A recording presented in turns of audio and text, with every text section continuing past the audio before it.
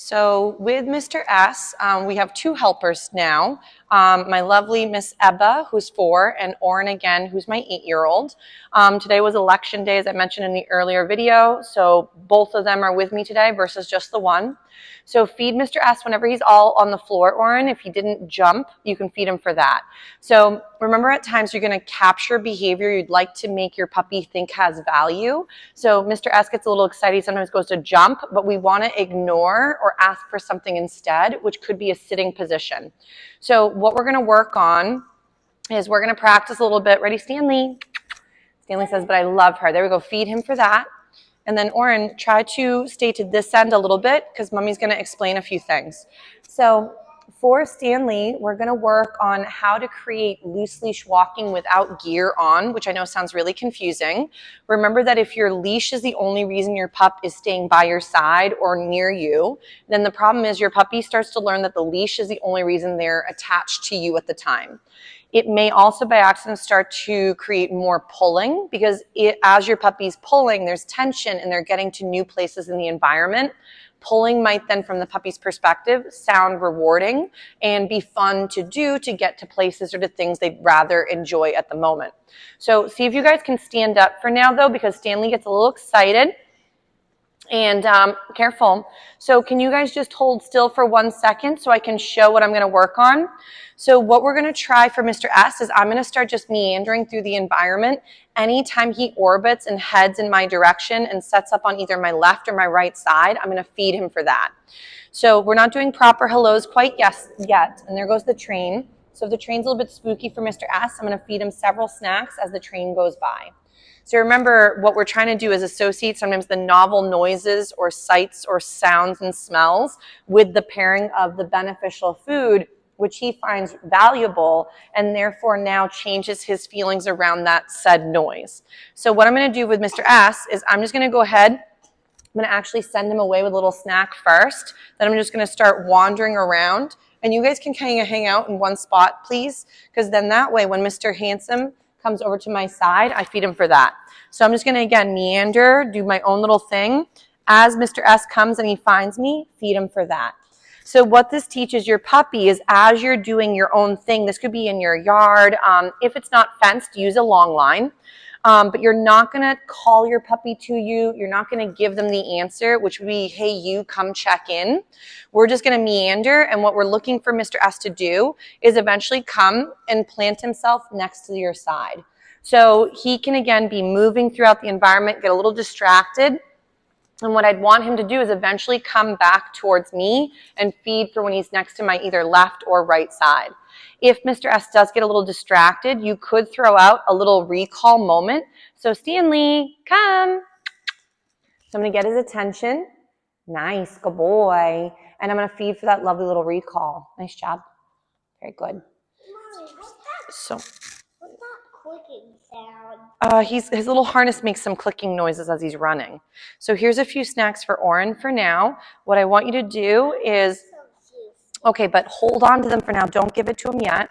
So what I want you to do, Oren, is just meander around the environment, Ebba too, and whenever he checks in with you, give him one of the snacks. So have one snack ready. Okay, give it to Mr. S. Oh, that's all right. So what you guys are going to do is if you have multiple people, remember you're not calling the pup, you're not saying their name, but you guys will be that's just a nice big chunk of chicken. So you're going to be meandering through the environment. Anytime Mr. S comes over to you softly, you can feed him for that. So you want to feed him for, let's say when you're walking around and he all of a sudden comes up by your leg, feed him for being by your side. So Ebba, can you walk around a little bit? Ebba says, I just want to feed him all the snacks. So Ebba, let's walk around a little bit, okay? If Mr. S then comes next to your side like he's doing right now, don't call him. Feed him, Ebba, when he goes and sets up next to you. Or if he's coming to Oren, feed Oren right there. Feed him. Nice. So what this game consists of is not asking your puppy to check in, but when they do, you feed them for that response.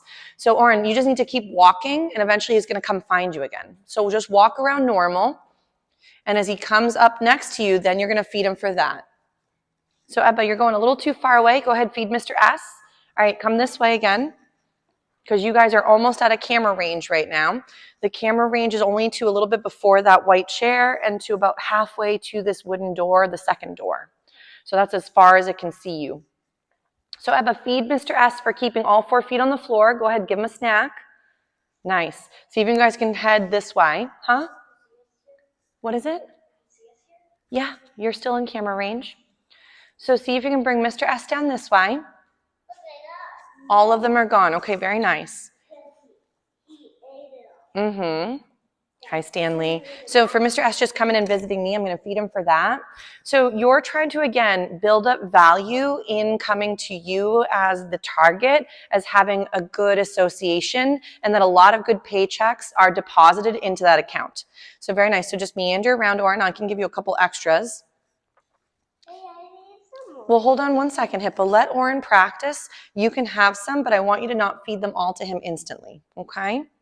Stanley says, but I really like it when the littlest one just gives me all the snacks. All right, one little snack for Mr. S. Beautiful.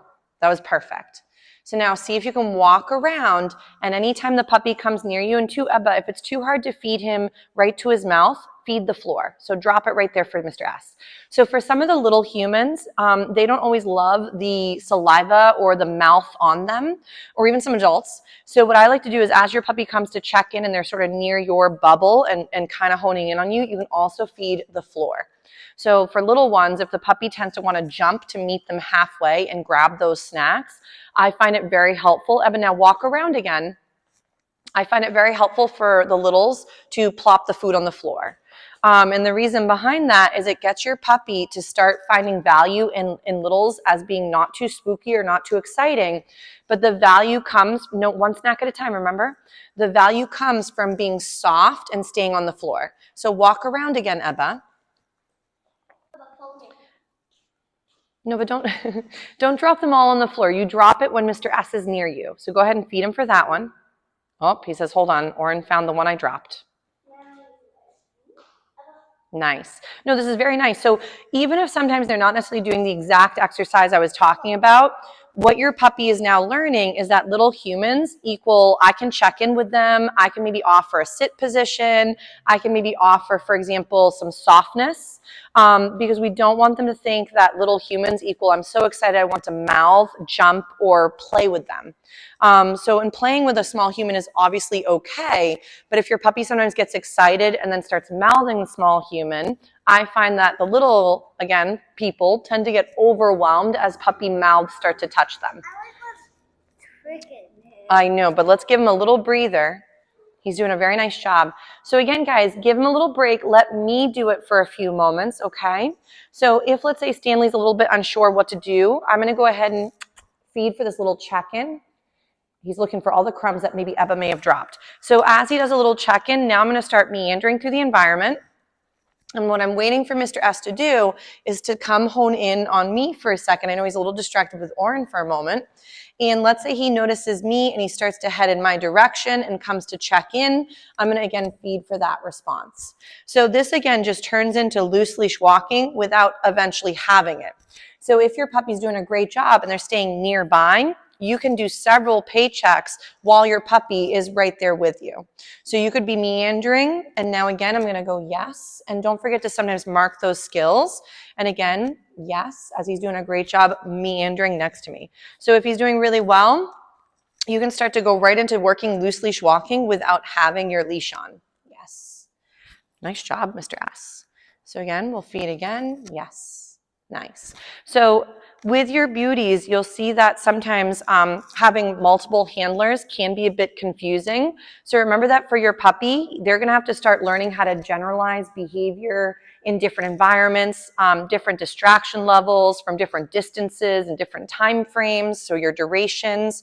But remember that if you have multiple folks at home practicing, you definitely want to make sure that the puppy is getting introduced to each skill at the softest or easiest level and build from there. If, for example, your babe was able to do, let's say, a 30-foot recall with an adult, but then they've never practiced recalls with a child, you may have to start the recall from a few feet away and build up to that larger distance. So, but we'll give Mr. S a little break from this exercise, and then we'll work another couple skills. Thank you. But very nice job here. But you can have a couple little snacks for Mr. S, and we'll give him a little break from this one. But really good job with some of these exercises for Mr. S.